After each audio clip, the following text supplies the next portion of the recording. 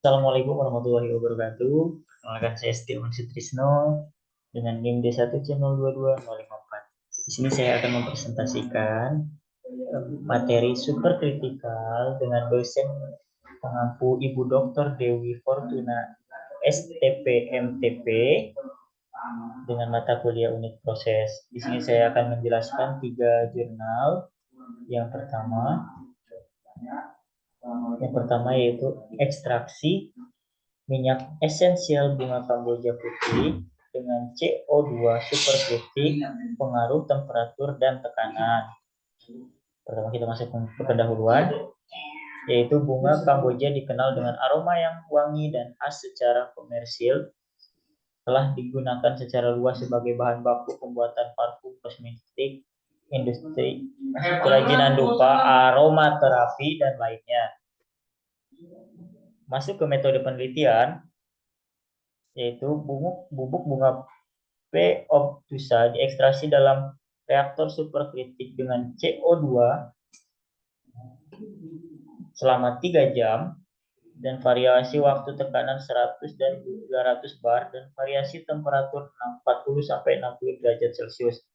Laju alir CO2 sebesar 21 mili per menit dan juga metode operasi statistik dinamika setiap 15 menit. Saat ekstraksi berakhir, ekstrak yang terapung dalam botol sampel ditimbang untuk dihitung yieldnya, kemudian disimpan dan untuk dianalisis lebih lanjut. Nah, untuk rumus yield persen, itu masa ekstrak minyak esensial dalam gram dibagi masa bahan baku awal gram dikurang masa air dalam gram dikali 100%. Nah, masuk ke hasil dan pembahasan. Berdasarkan hasil penelitian yang dapat dilihat pada gambar 1 dan tabel 1, dilihat di sini gambar dan tabelnya, ditemukan bahwa kenaikan tekanan ekstraksi dengan menyebabkan meningkatnya yield pada ekstraksi pada temperatur konstan, yield tertinggi diperoleh pada tekanan 300 bar. Hal ini disebabkan karena densitas pelarut meningkat drastis 1,5 sampai dengan 3 kali lipat. Seiring dengan kenaikan tekanan dan temperatur konstan, peningkatan tekanan dapat meningkatkan transfer massa analit dan pelarut rekam reaktor superkritik dan meningkatkan yield ekstraksi. Densitas merupakan parameter penting yang mempengaruhi kekuatan pelarut dan menyebabkan peningkatan efisiensi ekstraksi serta mempengaruhi komposisi minyak menjadi kompleks. Nah, berdasarkan hasil analisis BC per MC yang telah dilakukan, pada temperatur 40 derajat Celcius terdapat sekitar 18 senyawa yang teridentifikasi dan diketahui manfaatnya dari ekstraksi CO2 superkritik dengan tekanan 100 bar. Pada 300 bar terdapat sekitar 36 senyawa, dengan 81% senyawa diketahui manfaatnya konstan di elektrik fluida. Oke. Nah, kesimpulannya, ekstraksi CO2 superkritik terhadap minyak esensial bunga Kamboja P. obtusa dengan tekanan operasi yang tinggi, 300 bar, menghasilkan yield ekstrak yang lebih besar dan komposisi senyawa yang lebih banyak. Hal ini dikarenakan kenaikan tekanan yang meningkat densitas pelarut sehingga kelarutan pelarut meningkat, menyebabkan efisiensi ekstraksi dan komposisi minyak menjadi lebih kompleks.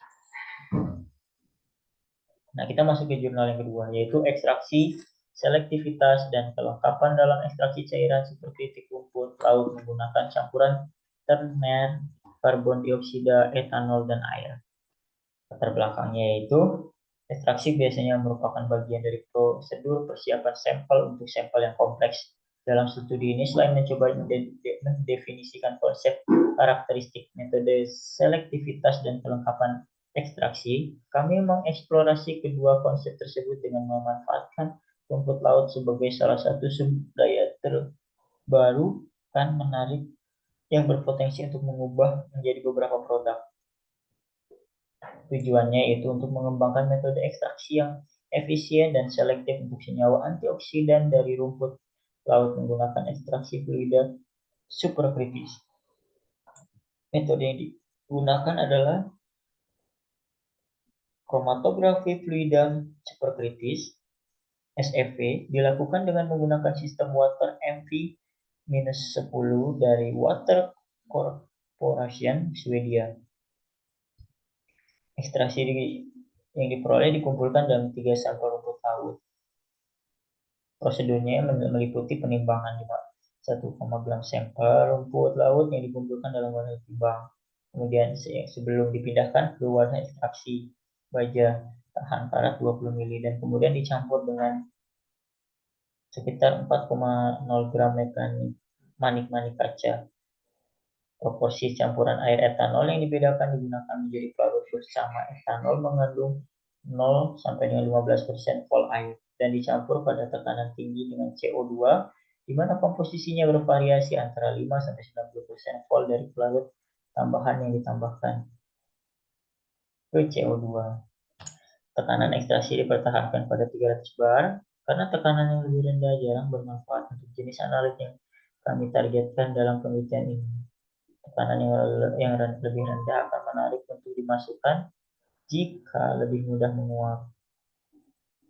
Ini adalah upaya untuk berteori dengan kemampuan ekstraksi.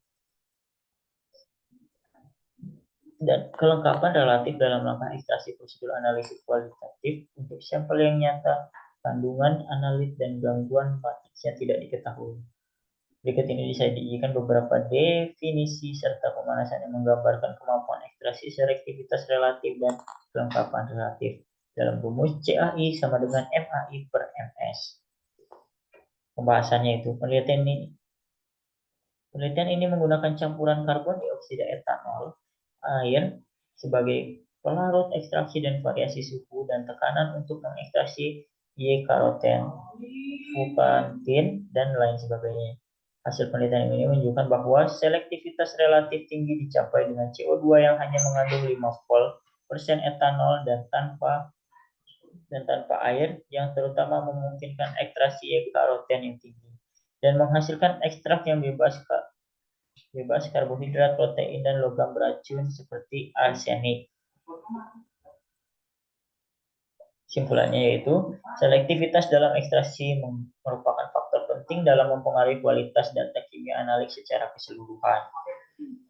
Nah, kita masuk ke jurnal yang terakhir, ekstraksi dry rendering dan karakteristik minyak ikan dari lemak jeroan hasil samping pengolahan salai patin siam.